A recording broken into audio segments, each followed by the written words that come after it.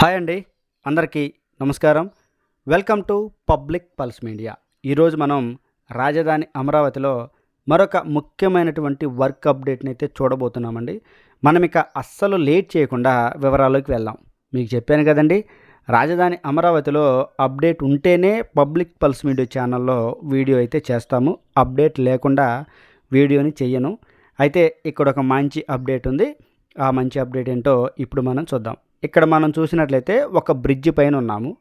ఈ బ్రిడ్జి పైన బ్రిడ్జి నిర్మాణం పూర్తి చేసుకొని బ్రిడ్జి పైన కూడా తార్ రోడ్డు వేస్తున్నటువంటి పరిస్థితిని మనం ఇక్కడైతే క్లియర్గా చూస్తూ ఉన్నాం. ఇదిగోండి, లెఫ్ట్ సైడ్ ఉన్నటువంటి రోడ్డు ఏదైతే ఉందో ఆ రోడ్డు మొత్తం కూడా తార్ రోడ్డు వేసేశారు. మరియు ఇక్కడ మనం చూసినటువంటి ఈ రోడ్డుకి తార్ రోడ్డు వేయడానికి సన్నాహకాలు జరుగుతూ ఉన్నటువంటి పరిస్థితి. అయితే అసలు ఇంతకీ ఈ బ్రిడ్జ్ ఏంటి, ఈ రోడ్డు ఏంటి, దీని యొక్క వివరణ ఏంటి అని కనుక మనం చూసినట్లయితే, రాజధాని అమరావతిలో N4 రోడ్ అనేది ఎక్కడైతే పాలవాగుని క్రాస్ అవుతుందో అక్కడ ఒక బ్రిడ్జ్ నిర్మాణం అయితే చేస్తూ ఉన్నారు. చేయడం కూడా కంప్లీట్ అయిపోయింది. దానిపైన బ్రిడ్జ్ నిర్మాణం చేసిన తర్వాత రోడ్డు తాలూకు తార్ రోడ్డు కూడా వేస్తూ ఉన్నటువంటి పరిస్థితి. మొత్తం ఈ పాలవాగు, ఈ బ్రిడ్జ్ మొత్తం పొడవు 200 మీటర్ల పొడవు అయితే ఉంటుందండి. ఇక్కడ మనం చూడవచ్చు క్లియర్గా 200 మీటర్ల పొడవు అయితే ఉంటుంది. 2+2+2 మొత్తం 6 లైన్స్ 3 వరుసలుగా నిర్మాణం చేస్తూ ఉన్నటువంటి ఈ బ్రిడ్జ్లో ఇవి కాకుండా ఇంకా వాకింగ్ ట్రాక్స్, సైక్లింగ్ ట్రాక్స్ ఇవి కలుపుకొని మొత్తం 5 వరుసలుగా ఈ బ్రిడ్జిని అయితే నిర్మాణం చేసేశారు. ఇక్కడ మనం చూడొచ్చు, మనం నిలబడినటువంటి ఈ ప్రాంతం, చూయిస్తున్నటువంటి ఈ ప్రాంతం ఏదైతే ఉందో ఇది సైక్లింగ్ ట్రాకు, వాకింగ్ ట్రాకు. ఇదిగోండి, ఇదంతా కూడా బాక్స్ గడ్డర్లు అయితే నిర్మాణం చేశారు. ఈ బాక్స్ గడ్డర్లు ఎందుకు నిర్మాణం చేస్తారో మనం చాలా వీడియోలో కూడా చెప్పుకున్నాము. ఎందుకంటే భూగర్భ కేబుల్ వ్యవస్థ, వాటర్ పైప్ లైన్లు ఇవన్నీ వెళ్ళడం కోసం బాక్స్ గడ్డర్ని నిర్మాణం చేస్తారు.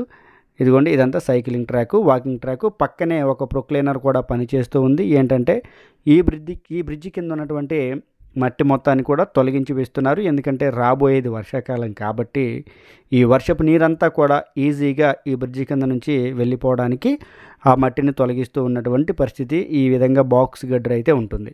ఇక మనం ఈ బ్రిడ్జి గురించి కనుక క్లియర్గా మాట్లాడుకున్నట్లయితే 200 మీటర్ల పొడవు ఉండేటువంటి ఈ బ్రిడ్జు మనం చెప్పుకున్నాం కదా, 2+2+2+6 లైన్స్గా నిర్మాణం చేస్తున్నారు 3 వరుసలలో. అలాగే ఈ వాకింగ్ ట్రాక్స్, సైక్లింగ్ ట్రాక్స్ మొత్తం 5 వరుసలుగా నిర్మాణం చేస్తున్నారు. అయితే ఈ బ్రిడ్జి గురించి ఏంటంటే 2014, 2019లోనే ఈ బ్రిడ్జి తాలూకు పనులు చాలా వరకు అంటే ఒక 70% పనులన్నీ కూడా అప్పుడే పూర్తయిపోయాయి. ఇక రెండో దఫా అమరావతి పనులు మొదలైన తరువాత మిగిలినటువంటి 30% పనులు కూడా పూర్తి చేసి ఇదిగోండి ఈ విధంగా తార్ రోడ్లు కూడా వేసే స్థాయికి రావడం జరిగింది. అక్కడ మనుషులు నడుచుకుంటూ వెళ్తున్నటువంటి ఆ రోడ్డు తార్ రోడ్డు వేసేశారు.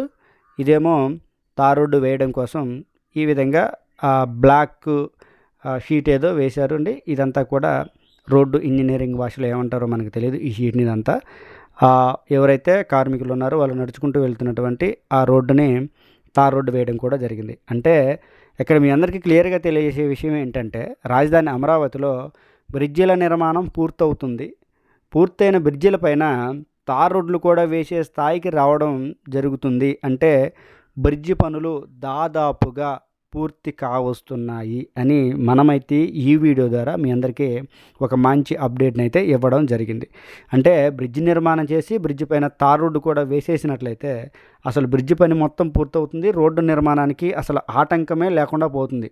ఇదిగోండి, ఇంతకుముందు ఈ బ్రిడ్జి దగ్గర పరిస్థితిని చూసినట్లయితే 2014, 2019లో ఎక్కడైతే ఈ బ్రిడ్జి పనులు ఆగిపోయాయో ఇక అప్పటి నుంచి ఈ బ్రిడ్జి పైకి అసలు ఎప్పుడూ కూడా వాహనాలు అయితే రాలేదు. అయితే ఇప్పుడు ఈ బ్రిడ్జి వర్క్ మొత్తం కూడా పూర్తి చేసి వాహనాలను కూడా ఈ బ్రిడ్జి పైకి అనుమతిస్తూ ఉన్నారు. పక్కన ఉన్నటువంటి మట్టి రోడ్డు ఏదైతే ఉందో ఆ మట్టి రోడ్డును కూడా పూర్తిగా తొలగించి వేశారు. అంటే పనులు ఏ విధంగా జరుగుతున్నాయో మనం క్లియర్గా తెలుసుకోవచ్చు. ఇదిగోండి, ఇది కూడా బాక్స్ గడ్డరే రెండో వైపున. ఇది సైక్లింగ్ ట్రాక్స్, వాకింగ్ ట్రాక్స్ నిర్మాణం జరుగుతుంది. ఇది BSCPL అనే కంపెనీ అయితే ఈ రోడ్డుని, ఈ బ్రిడ్జిని నిర్మాణం చేస్తూ ఉంది. నిర్మాణం చేసేసింది కూడా చాలా వేగంగా ఈ బ్రిడ్జి పని పూర్తి చేసి అదేవిధంగా N4 రోడ్డు కూడా చాలా వేగంగా నిర్మాణం జరుగుతుందండి. ఇదిగోండి ఇక్కడ చూడొచ్చు మనం క్లియర్గా జాయింట్లు ఇవన్నీ కూడా. ఈ విధంగా అయితే రాజధాని అమరావతిలో N4 రోడ్డు పాలవాగుని ఎక్కడైతే క్రాస్ అవుతుందో అక్కడ బ్రిడ్జి తాలూకు పనులని మనం చూసామండి. ఇదిగో ఇక్కడ డివైడర్లు కూడా కొత్తగా నిర్మాణం చేశారు. చూసారా, ఇవన్నీ కూడా డివైడర్లు. అంటే మనల్ని లాస్ట్ టైము రకరకాలుగా కామెంట్లు అయితే వచ్చాయండి. ఏంటంటే స్టీల్ బ్రిడ్జికి సంబంధించి డివైడర్లు అన్న పదానికి రకరకాలుగా కామెంట్లు అయితే వచ్చాయి. ఏంటంటే అవి రోడ్ సేఫ్టీ డివైడర్స్ అని ఇంకా రకరకాలుగా పిలిచారు. మనమైతే డివైడర్లుగానే చెప్తూ ఉన్నాము. ఇదిగో ఈ విధంగా ఇక్కడ వరకు కూడా పాలవాగుని తవ్వుకుంటూ వచ్చారు. కింద కూడా ఈ బ్రిడ్జి కింద కూడా తవ్వేశారు. ఎందుకంటే వర్షపు నీరు ఇవన్నీ కూడా వెళ్ళడానికి వచ్చేది వర్షాకాలం కాబట్టి.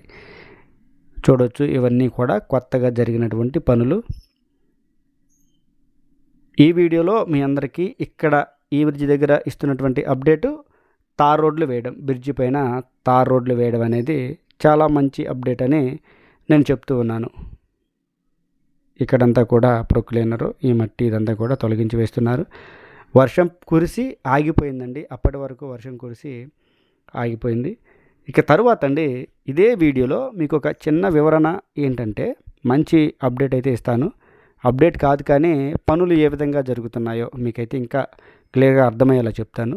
ఏంటంటే రాజధాని అమరావతిలో పనులు ఎంత వేగంగా జరుగుతున్నాయంటే మీకు ఇప్పుడు నేను ఒక ఉదాహరణ చూపిస్తాను. ఏంటంటే ఆదివారం 28వ తారీఖున ఆదివారం అమరావతిలో చాలా పెద్ద వర్షం కురిసిందండి. నేను ఇప్పుడు మందడం గ్రామంలో ఉన్నాను. ఇక్కడ ఒక స్కూల్లో అయితే వర్షానికి తలదాచుకున్నాను. అయితే వర్షపు నీరు ఇదంతా చూడొచ్చండి. ఇది ఒక స్కూలు. ఇక్కడ దాదాపు ఒక గంట సేపు అయితే పెద్ద వాన కురిసిందండి రాజధాని అమరావతిలో. ఇది మందడం గ్రామం. మీకు నేను ఆ స్కూల్ బోర్డు అవన్నీ కూడా జూమ్ చేసి చూపిస్తాను. అది మందడం గ్రామంలో ఉన్నటువంటి జిల్లా పరిషత్ స్కూలు. నేను ఆ స్కూల్లో ఉన్నప్పుడు చాలా పెద్ద వర్షమే కురిసింది.